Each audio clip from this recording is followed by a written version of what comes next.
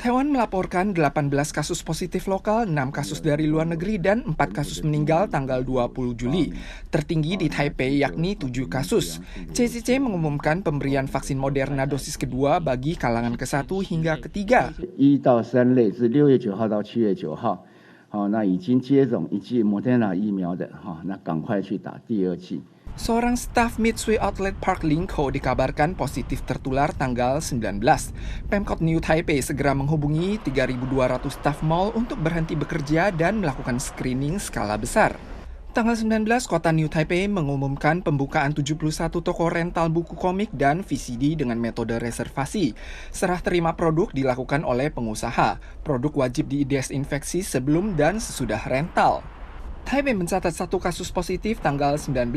Penderita sempat naik kereta THSR menuju Gloria Outlet di Taoyuan tanggal 4 Juli dan makan di toko pribadi dari tanggal 12 hingga 16 Juli dan mengunjungi sarana kebugaran dari tanggal 13 hingga 14 Juli sore.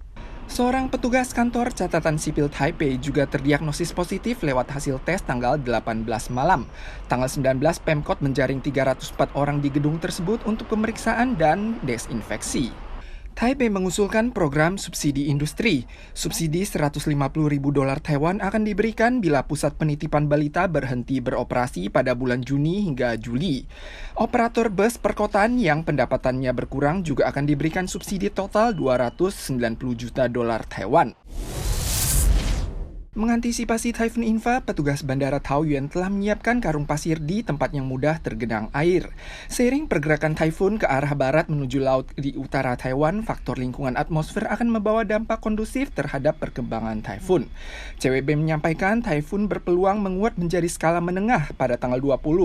Peringatan laut akan dikeluarkan paling cepat tanggal 21 sore. 我们最可能路径显示，星期四开始到星期六这段时间，台风会影响我们的天气，甚至星期六到星期天这段时间，马祖地区也会受到台风的影响。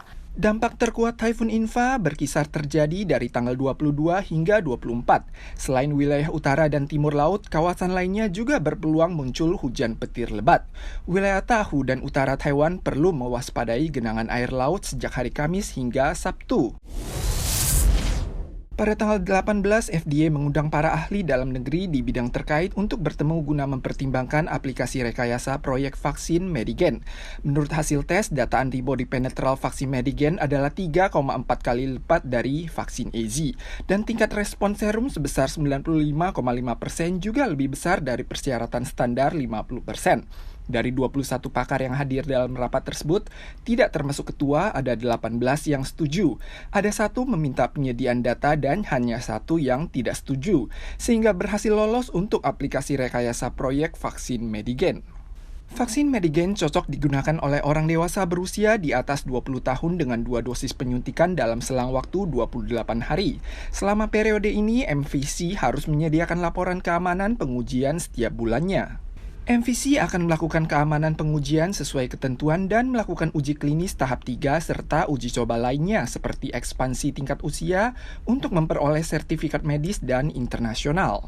Vaksin Medigen akan tersedia dalam jumlah kecil pada bulan Agustus. Presiden menyampaikan akan menghormati hasil rapat pakar dan data ilmiah. Sedangkan kapan Presiden dan Wapres akan menjadi pelopor vaksinasi nasional, kantor Presiden akan menyusun rencana tindak lanjut sesuai program rencana CECC. Indonesia melampaui India menjadi negara terparah di kawasan Asia. Menurut data Ikatan Dokter Indonesia, di bulan Juli saja ada 114 tim medis yang meninggal akibat tertular.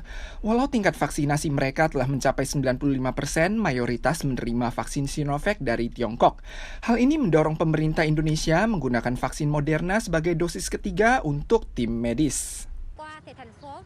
Vietnam melaporkan 5.886 kasus positif per hari pada tanggal 18, mencatat rekor kasus tertinggi dalam satu hari. Otoritas tempat juga mengumumkan pembatasan mobilitas pada 19 provinsi termasuk Hanoi. Penerbangan dari dan ke wilayah tersebut dihentikan hingga 1 Agustus.